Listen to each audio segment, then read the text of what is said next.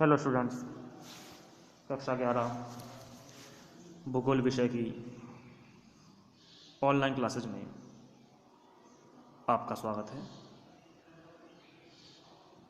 पिछली वीडियो में हम हिमालय अपवाह तंत्र के बारे में अध्ययन कर रहे थे और वहाँ हमने 3 महत्वपूर्ण नदी तंत्रों की व्याख्या की,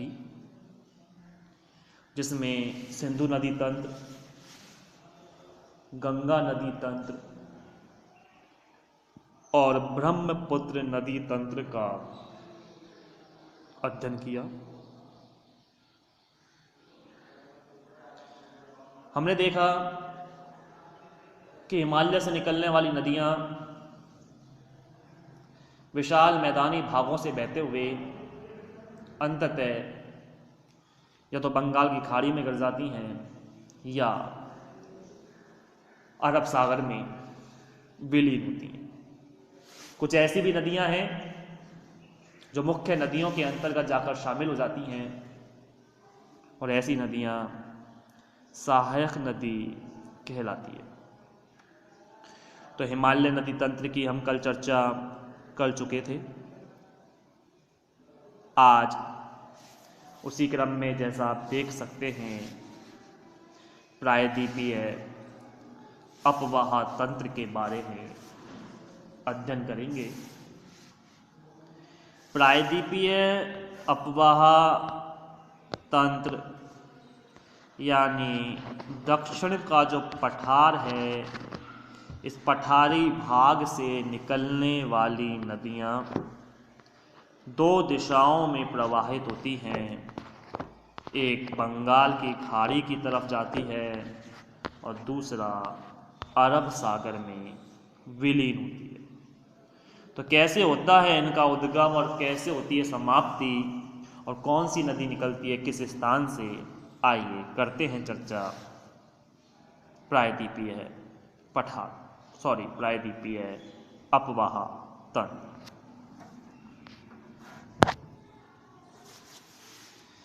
भारत की नदियां, प्रायद्वीपीय अपवाह तंत्र की हम बात कर रहे हैं। भारतीय प्रायद्वीप में अनेक नदियां प्रवाहित हैं। मैदानी भाग की नदियों की अपेक्षा प्रायद्वीपीय भारत की नदियां हालांकि आकार में छोटी हैं, क्योंकि हिमालय से निकलने वाली नदियां लंबे मैदानी क्षेत्र में से प्रवाहित होते हुए फिर सागर में तब्दील होती हैं। प्रायद्वीपीय पठार से निकलने वाली नदियां क्षेत्र छोटा होता है, अतः यहीं से इनका उद्गम होता है और तुरंत सागर में ये मिल जाती हैं। तो ये कह सकते हैं कि यहाँ की नदियाँ आकार में छोटी हैं। यहाँ की नदियाँ अधिकांशतः मौसमी हैं। मौसमी का मतलब एक विशेष मौसम में वर्षा ऋतु आने पर ही इनमें जल की प्राप्ति होती है और ये प्रवाहित होती है।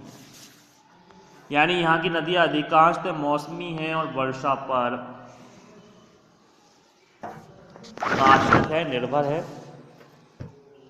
वर्षा ऋतु में नदियों के जल स्तर में वृद्धि हो जाती है, परंतु शुष्क ऋतु में इनका जल काफ़ी कम हो जाता है। इस क्षेत्र की नदियाँ कम गहरी हैं, परंतु इन नदियों की घाटियाँ चौड़ी हैं।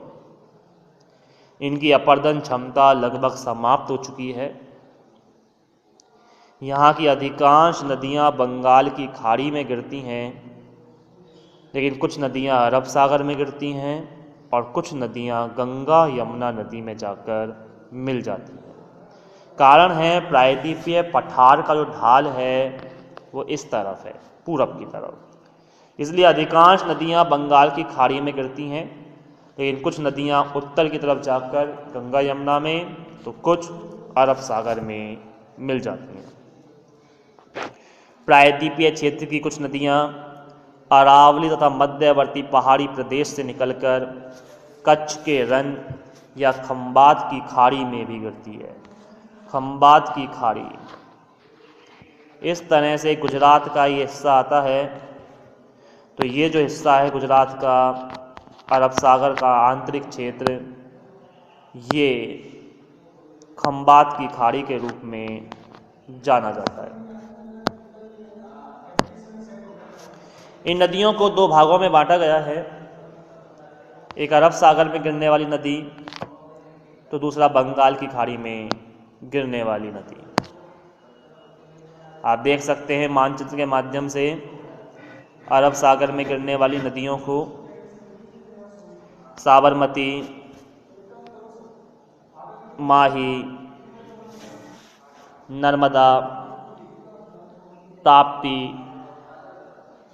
जिसको तापी भी कहा जाता है, साथ ही मांडवी, जवारी,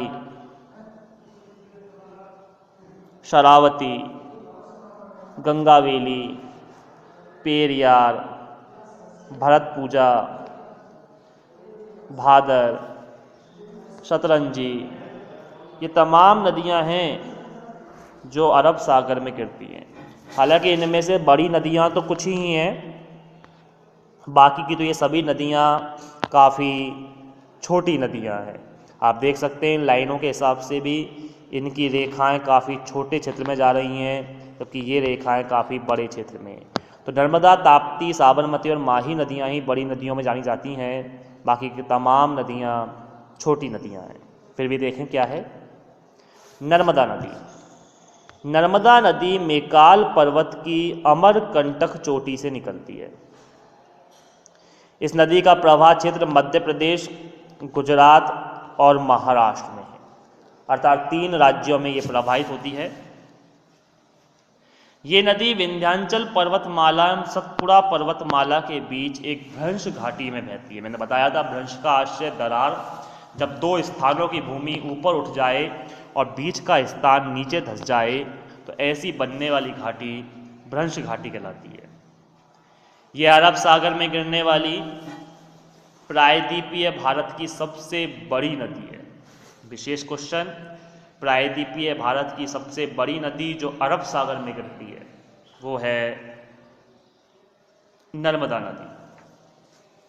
खंबात की खाड़ी में गिरने पर यह ज्वार नदमुख या एस्चुअरी का निर्माण करती है। इसकी प्रमुख नदियों में, सहायक नदियों में तवा, बरनेर, दूधी, शक्कर, हिरन, बरना, कोनार और माचक नदियां हैं जो नर्मदा नदी की सहायक नदियां हैं। अब यहाँ एक शब्द आता है ज्वार नदमुख या एस्चुरी, ये क्या है देखेंगे आगे हम चर्चा। आप देख सकते हैं एस्चुअरी के बारे में कि नदी का जलमग्न मुहाना,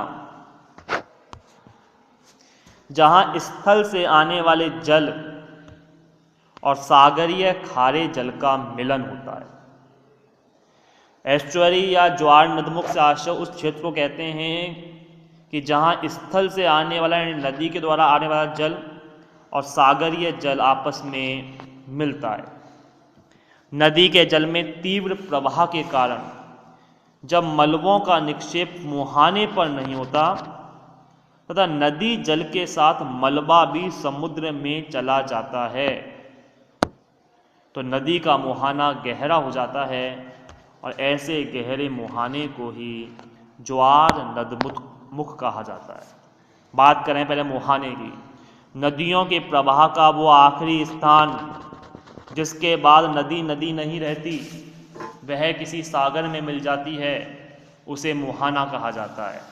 और इस मुहाने पर जब समुद्र का जल यहाँ आकर मिल रहा है और नदी आकर मिल रही है, नदी के द्वारा लाया गया अवसाद यहाँ जमा ना होकर सागर में चला जाता है तो ये मुहाना अपर्दन की प्रक्रिया के कारण गहरा होता चला जाता है, जिसे एस्चुअरी या ज्वार नदमुख कहा जाता है।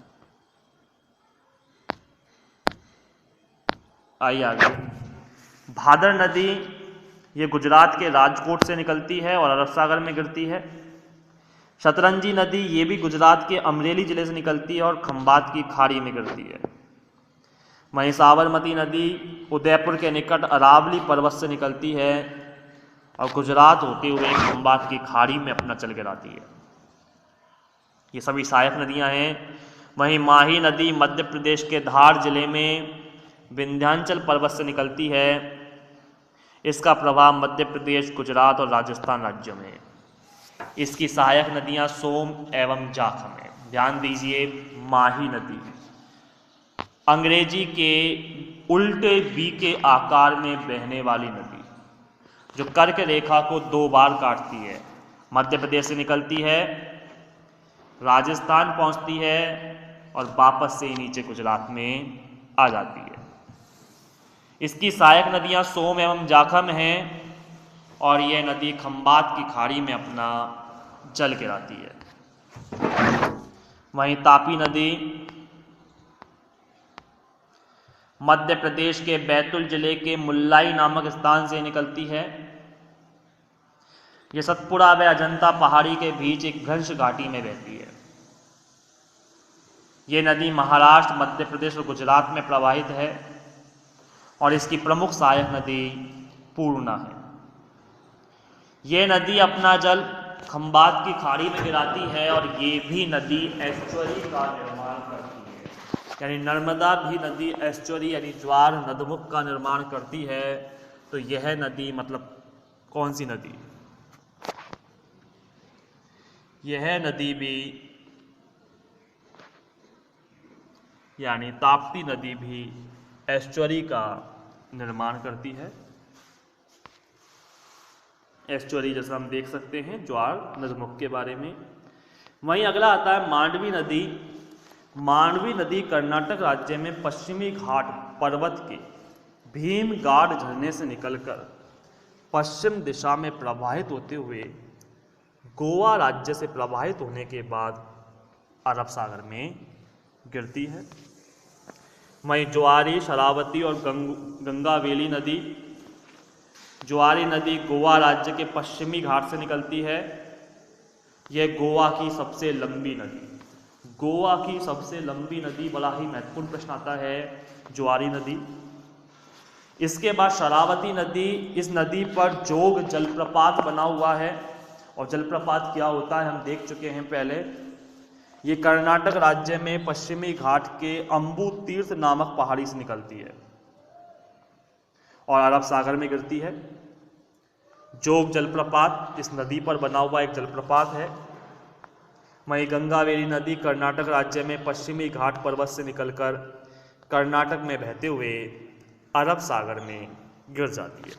तो ये ऐसी कुछ नदियाँ, हालांकि इनमें समझाने का मैटर कुछ भी नहीं है, हमें सिर्फ याद ये रखना होगा कि किस नदी का उद्गम कहाँ से है और ये नदी किन राज्यों में बहते हुए कौन से सागर में विलीन होती है। तो इस तरह से हमने आज प्रायद्वीपीय पठार से निकलने वाली उन नदियों के बारे में जाना जो अंततः अरब सागर में विलीन होती है। प्रायद्वीपीय पठार से निकलने वाली वे नदियाँ जिनकी समाप्ति बंगाल की खाड़ी में होती है, इनकी चर्चा हम आगामी वीडियो में करेंगे। लेकिन तब तक के लिए धन्यवाद।